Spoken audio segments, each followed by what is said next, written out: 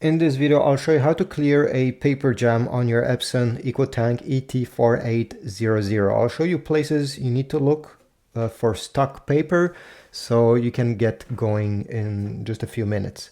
First of all, when this happens, you will probably get an error message over here telling you there's a paper jam. The first thing I suggest is to go on the back over here and disconnect the power cable.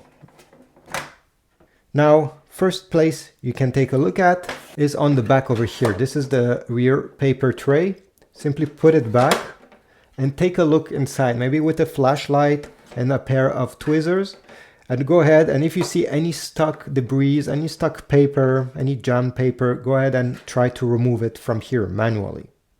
If you don't see anything, let's go to the second spot. On the front of the printer, pull up the panel. And here you see there's a small hole. Pull down this panel like that. If you take a look inside, you'll be able to see really deeply in the printer. Again, with a flashlight, check to see if there's any stuck paper over there and try to pull it with your fingers or a tweezer. Many times the print head carriage, that is usually in this position, will be trapped in the middle here because it is in the way and it's not able to retract in place. Finally, if you don't see anything, let me show you another part. For this one, you need to put the printer in this position, and we're going to pull the output paper tray. Whoops.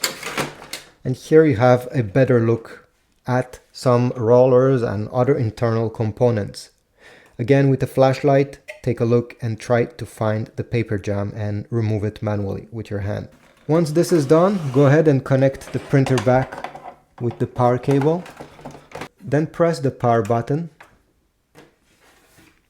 Usually the error should be gone after it restarts and you'll be able to print again. Thanks for watching. Please leave a like, subscribe, and I'll see you in the next video.